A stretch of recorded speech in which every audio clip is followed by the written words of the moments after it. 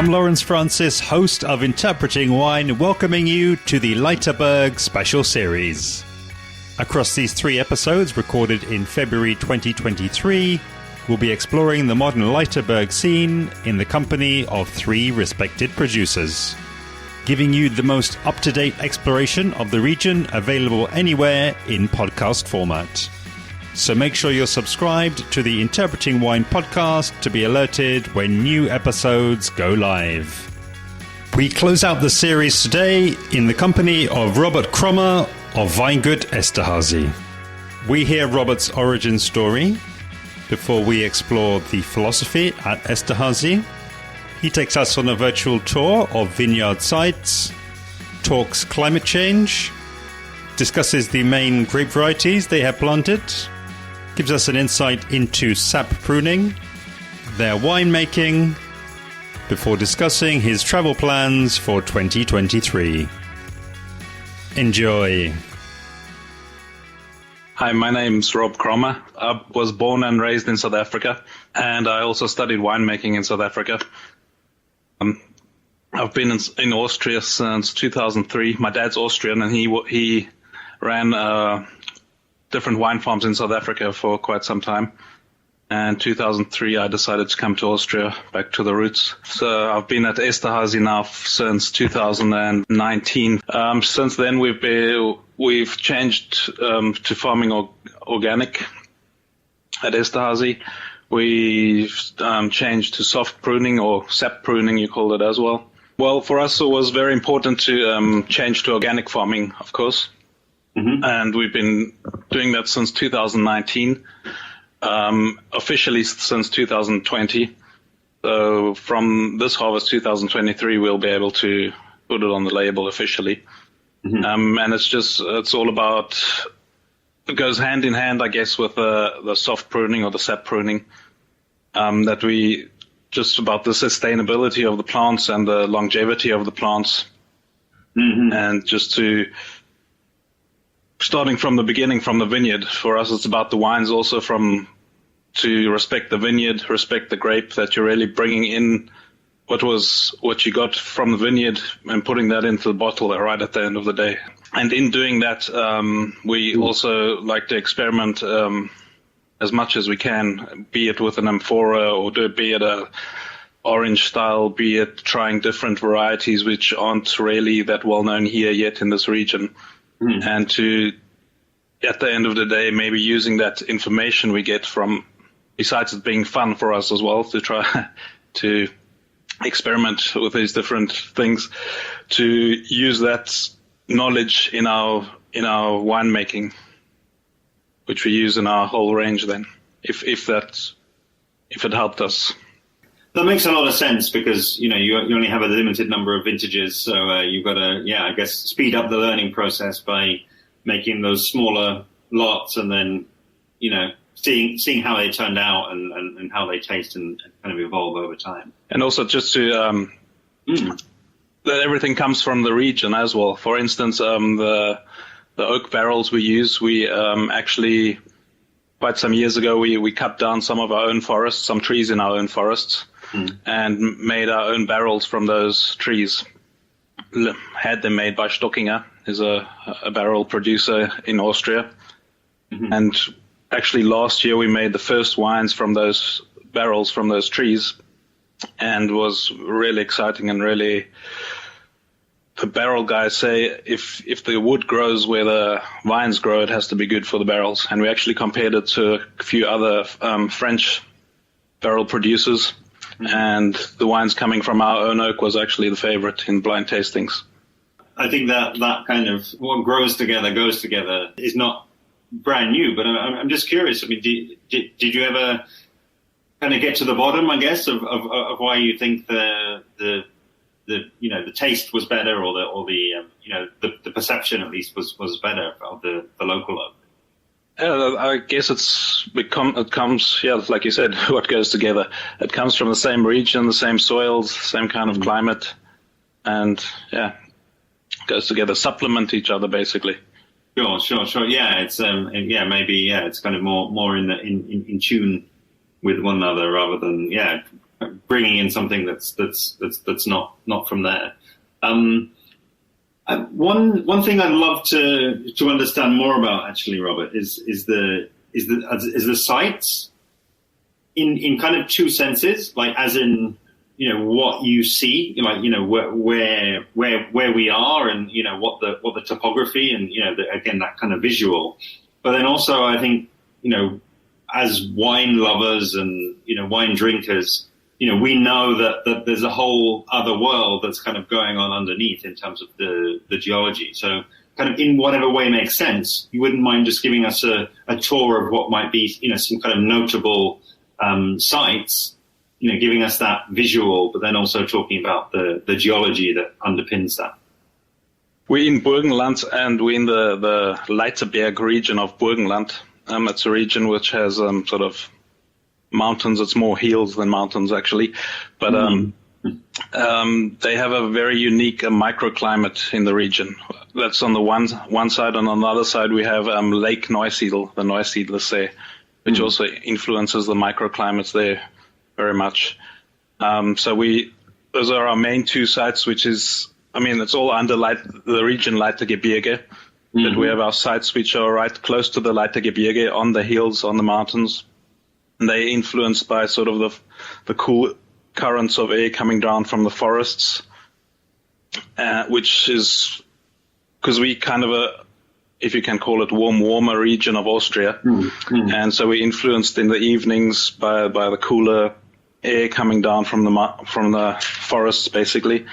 And on the other side, we have the Lake Neusiedl, which also has its different microclimate influences. Then we've planted one of the highest vineyards on the Leithagebirge in 2021, which is a very exciting project. It's basically the highest vineyard in the region, and we planted 3 hectares there, different varieties, Blaufränkisch, Chardonnay, and some Pinot Noir and some Furmint as well. And what was that previously used at then, if that is indeed the highest vineyard site? It was actually forest.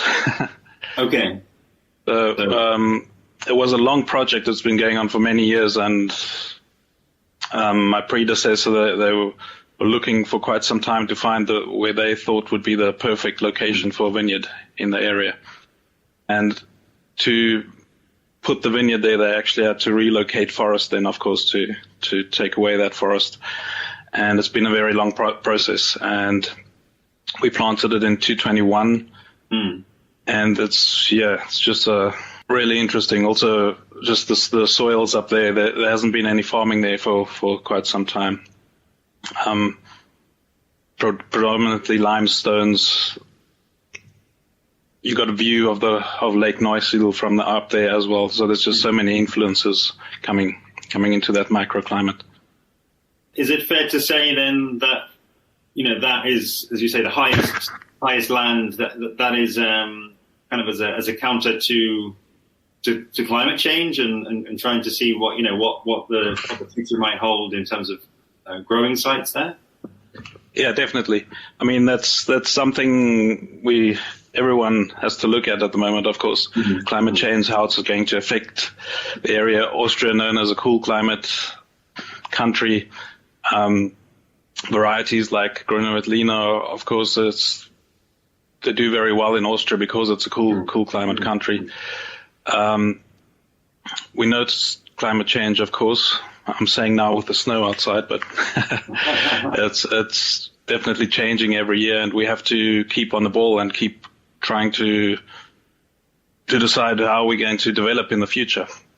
So looking for higher sites is definitely one aspect. Another aspect could, of course, be looking at different varieties and so on.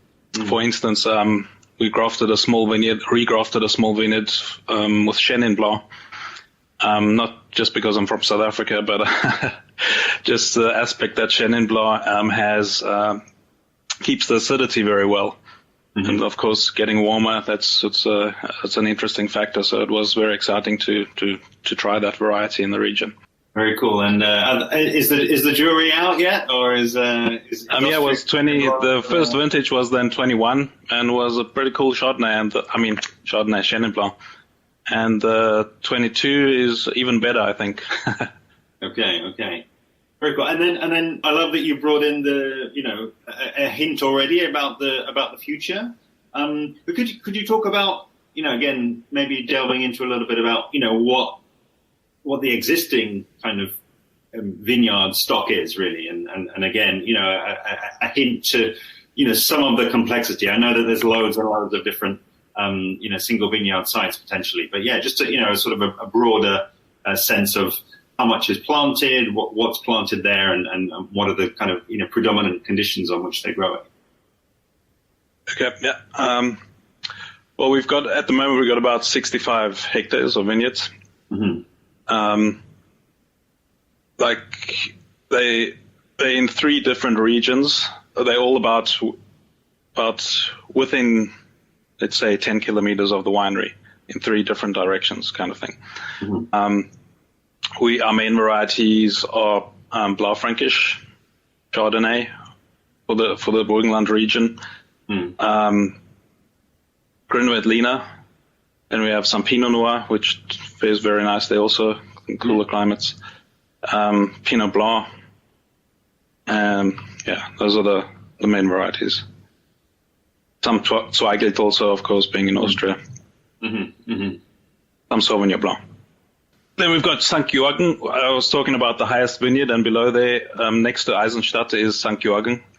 There we've got a large portion of our vineyards. Blaufränkisch grows there very well.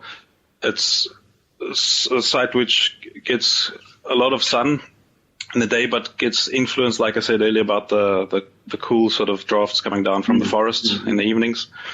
We also have some Sauvignon Blanc there, which is sort of at the base of the mountain, and that goes very well.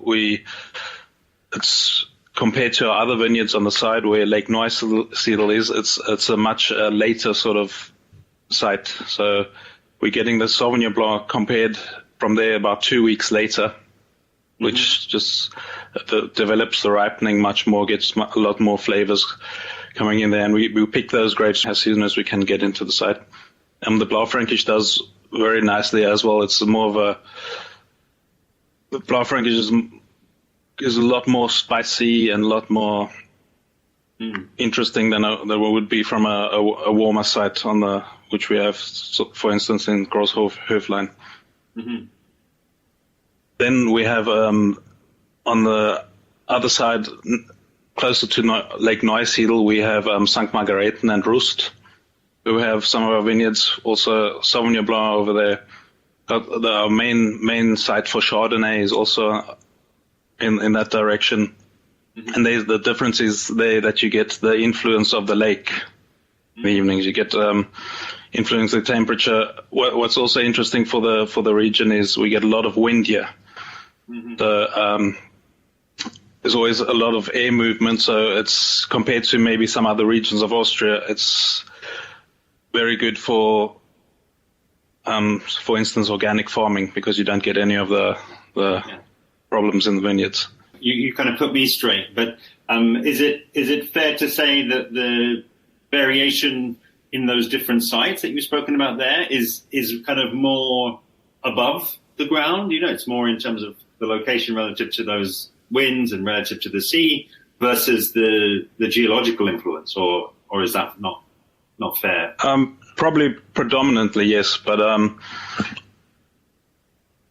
well, in the region we predominantly we have are more like limestone soils, mm-hmm. so on. But definitely the microclimate is definitely influenced more with the factors. Where I'd love to kind of take the conversation is really kind of back to one of the first things that you've said, and actually another guest in the series, Georg Kreiler, was talking about, which is about soft pruning and sustainability. And I feel as though this is something that is quite significant. So I wonder if you wouldn't mind starting to take us into kind of the work that happens in the vineyards and introducing through that story the soft pruning approach. Yeah, the soft pruning approach, it comes basically from Simonite and Zurich. It's also called sap pruning because basically the main factor is to get the sap flowing through the plants, to keep the sustainability and the consistency of the plants in the vineyards. Probably one of the main factors you'll see if you look at a vineyard and look at the canes, if there's been consistent sap pruning, the canes are all quite consistent, quite the same size, and so on. And it's about the longevity of the plant, about the happiness of the plants, I guess, because it's the sap flow going through the trunk. When they started doing sap flow, they actually dissected quite a few of the plants and cut them in half. And you see where the white part goes up, where the sap flows, and the main part of the trunks was basically were dead, basically, because there was no sap flowing there. So the main aim of the pruning is to see that the plant is happy and healthy and sap's flowing through the whole plant. So otherwise you'd have a lot of blockades in there, and you're not getting everything that the plant could get up to where it should be into the canes, right to the end. There's a lot of different factors. It's, for instance, cutting the canes, which is what you do when you prune. Of course, you don't cut too near to the trunk because the wood the dieback of the wood goes back into the trunk too. So it's, you would cut double the diameter of the cane. You would cut that distance from the trunk. Otherwise, you influence that sap flow of the trunk. And so the last few years we've been working with Simonite and Zurich, and they have their guys in the vineyard and working with us. And it's basically about teaching our guys pruning, to make them aware of why they're doing it and what they're doing and so on. Because it doesn't help to just say you must do this and this. You have to actually have the feeling for the plant and have a feeling for for what you're doing. And is it possible to get a sense of the popularity, I guess, of that approach to pruning, which sounds as though, and again, please tell me if I'm wrong, it sounds as though it's only good for the industry because it sounds as though it's more beneficial for the plant. Some people say it's made pruning cool again. With the Simonite and Zurich guys, they also, they're all over the world. They're in South Africa, they're in Australia, and I know that in Australia it's becoming really big at the moment as well. It's and it's just for the industry. It's all because I don't want to keep repeating myself, but yeah, because of the longevity and of the plants. And if the plant is happy, the grapes are happy, and if the grapes are happy, the wine's going to be happy, or the people drinking the wine are going to be happier. Put it like that. So it's the whole picture. It's not just about. It's not about getting sort of more yield and things like that, but it's about your plant also living longer and definitely improving quality. And are there any? Presumably, you're able to kind of test and taste and all that good stuff. Are there any identifiable changes that have taken place already in that period? Yeah, I guess 4 harvests isn't a lot in the long run, really. And we only started in 2019, but I think there definitely are changes. Also, just from the quality. In the beginning, of course, you get lower yields also. It would also be the case with our plants have gone through a lot because we've changed from conventional farming to organic, and then with the soft pruning. So yeah, they're going through a phase, definitely. And we will be able to say more in the future, I think. Definitely the next harvest. Yeah. Okay. And just for context, like what sort of age of vine are we talking about here? At the end of the day, if you also speak to Marco from Simonite and Zurich, you want to, especially our top sites, we want to be talking about, I won't see it anymore, but we want to be talking about wines that are able to be 100 years old. And they're currently roughly how old? We have different. I mean, obviously we have some new plantings. Then we have our top sites are probably the vines about 35 years old, something like that. Mm-hmm. And that what we've done there is really try to revitalize the vineyards, because obviously up until now they haven't been pruned in that way. So it's also a special way to sort of change it over slowly. You can't do that all at once, of course, in one season. But to try and just to keep that sap flow, the optimal sap flow going through those plants. Yeah, and I'm sure that will be interesting as well to see how that change they develop definitely, and we've definitely seen the older vineyards been some really good results coming out of that.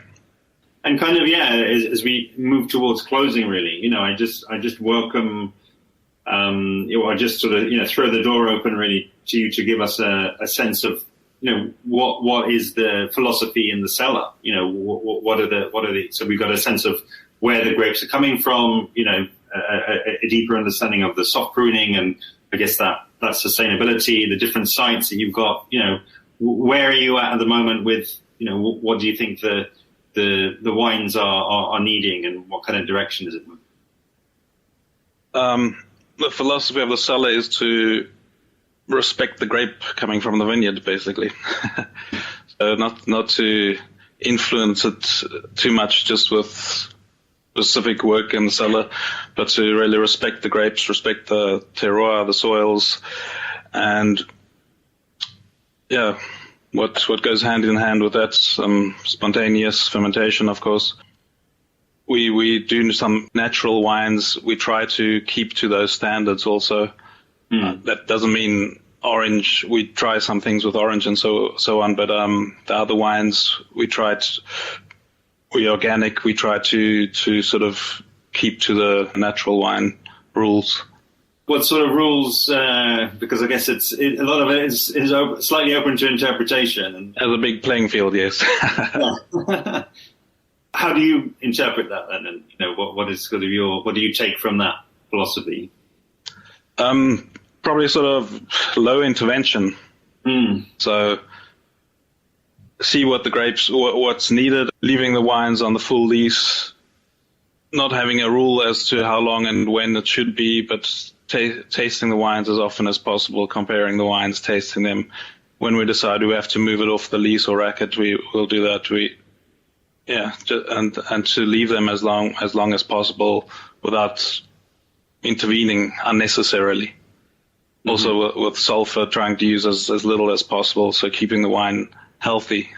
From that, obviously, what comes into the cellar has to be extremely healthy already, so you can keep those wines as healthy for as long as possible without intervening. And as you say, follows it all the way back down the path, right? All the way back down to the grapes, of course, and also with using as little sulfur as possible. That's also having to have those healthy grapes coming in the beginning already. Very cool. Okay, and then really in closing, I mean, are you yourself? Are you traveling this year? Are you going to be at any wine fairs? And is there I'll be with at the ProVine, and more than that, I'm not sure yet. We'll trying to get in some. Also, of course, it's always important to visit some wine regions as well. So we'll try and get in as many as we can. I really appreciate your time, Robert. Is there anything else that you want to sort of add on? I think there's going to be some exciting wines coming from the cellar. So the Chenin. And the Chenin definitely also. Look out! That's going to be coming into the Leithaberg DAC soon. It's going to be the Chenin Blanc. No, I don't think that's going to be happening, but I think it's important to always to just try out different things, see where it goes. A huge thanks to today's guest, Robert Krammer of Weingut Esterhazy. Do be sure to visit esterhazywine.at, where you can learn more about the project and find their main social media handles. Please help to amplify this episode and the series by sharing the direct link, which is interpretingwine.com/496. You can find links to all episodes from the series in the description below. And of course, I'd love to have you following along with me on social media, where I'm at Interpreting Wine on Instagram and Facebook, and at Wine Podcast on Twitter. That does unfortunately bring the Leithaberg Special Series to a close for now. All there's left to say is a massive thanks to all guests from the series: Leo Sommer, Georg Preiler, and Robert Krammer. But that's not all for podcasts on Interpreting Wine, so make sure you're subscribed wherever you're listening to be alerted when the next series goes live. See you then.